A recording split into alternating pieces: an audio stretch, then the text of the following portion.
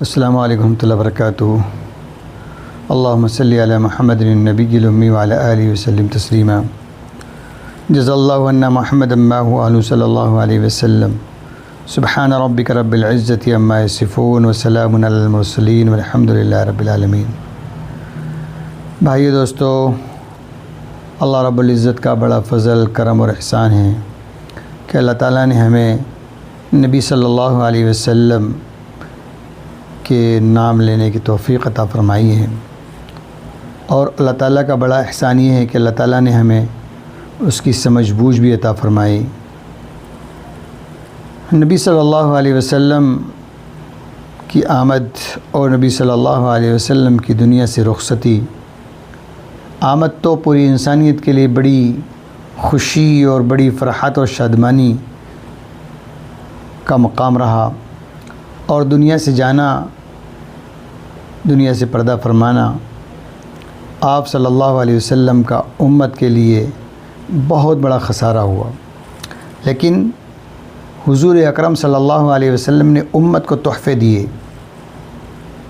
سب سے عظیم تحفے صحابہ کرام رضوان اللہ تعالی علیہ اجمعین، اور اس کے بعد قرآن، حدیث، صحابہ کی شکل میں پورا دین اسلام ہم تک پہنچا۔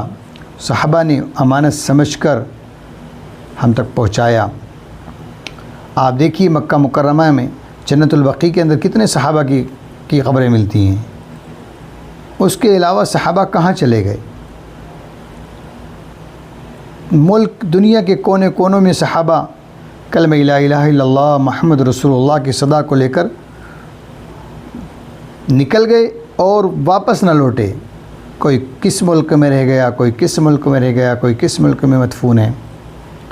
اللہ صحابہ کی قربانیوں کو قبول کرے اور اللہ تعالیٰ ان کو اعلیٰ علین میں اعلیٰ مقام عطا فرمائے۔ آج کچھ خبیث لوگوں نے حضور اکرم صلی اللہ علیہ وسلم کی رسالت پر اپنے آپ کا دعویٰ کرنے کی کوشش کی ہے اور کرتے آ رہے ہیں۔ ملعون ایک شخص آیا، اس نے معاشرے میں گھس کر جاہل نوجوانوں کو، جاہل لوگوں کو سمجھانا شروع کیا اور کہا کہ میں مہدی ہوں، میں عیسیٰ ہوں، جبکہ حضور اکرم صلی اللہ علیہ وسلم کی تعلیمات کے مطابق امام مہدی اور عیسیٰ علیہ السلام کی آمد کا ذکر جو ملتا ہے وہ الگ طریقے سے ہے، لیکن یہ الگ الگ نظریات سے لوگوں کو گمراہ کرتا ہے، اور لوگوں کو گمراہ کر کے ان کو مال کی، جان کی اور بھی چیزوں کی، بہت ساری چیزوں کی لالچ دے کر گمراہی کے دہانے پر پہنچاتا ہے۔ بہرحال ہم سب کو چاہیے ہوشیار رہیں، نبی پاک صلی اللہ علیہ وسلم کی سیرت، نبی پاک صلی اللہ علیہ وسلم کی تعلیمات کو مقدم رکھیں، پیش رکھیں۔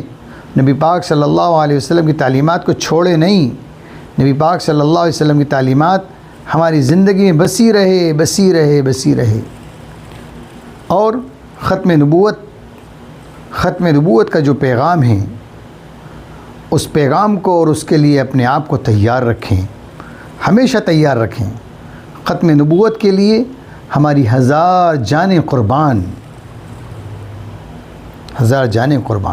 کوئی کتنا بھی خبیث آ جائے، کوئی کچھ بھی کہتا رہے، لیکن امت کو یہ پیغام پہنچانا، امت کو ان عقائد کو بتانا بہت ضروری ہے۔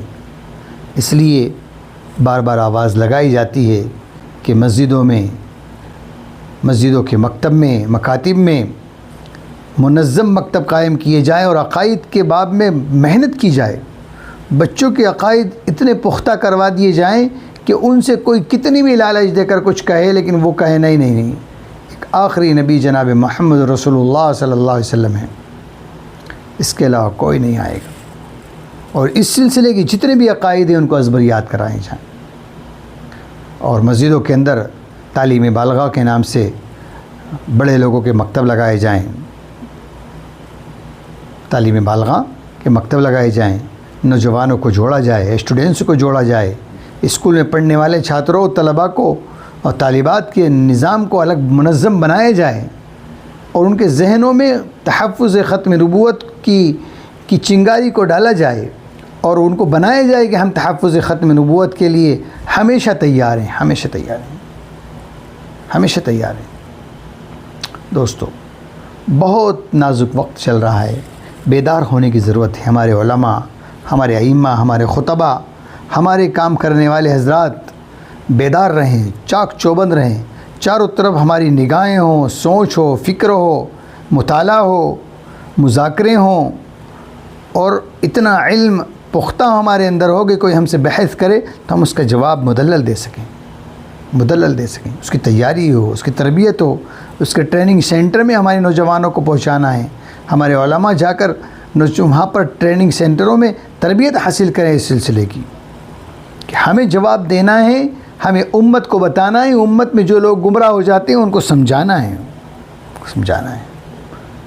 ایک ملعون شخص ہے بہار کا، شکیل بن حنیف اس کا نام ہے، میں تو لینا بھی نہیں چاہتا ہوں اس کا نام، لیکن اس نے خباثت پھیلائی، غریب لوگوں کو، غریب دکانداروں کو، کچھ ایسے لوگ جو جاہل قسم کے، ان کو اپنے کسٹڈی میں لے کر پیسے کا لالچ دے کر اور طرح طرح کے بری بری باتیں بتا کر ان کو اپنے انڈر کسٹڈی میں لیا اور ان کو بتا دیا کہ میں عیسیٰ ہوں، میں مہدی ہوں، میں فلاں ہوں، میں فلاں ہوں۔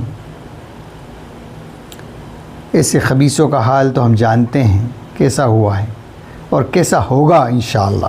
بس یہ کہ امت کو بچانا ہے۔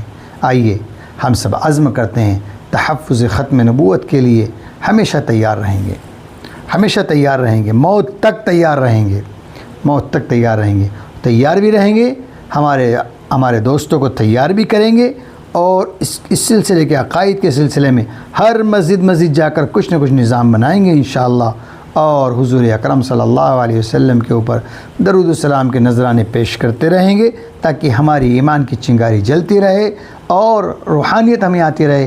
آئیے ہم سب عزم کرتے ہیں، موت تک درود شریف پڑھیں گے اور تحفظ ختم نبوت کے لیے 1000 جان ہماری ہوگی تو ہم قربان کریں گے۔ ہمارے اس پیغام کو لوگوں تک پہنچائیے۔ السلام علیکم ورحمۃ اللہ وبرکاتہ۔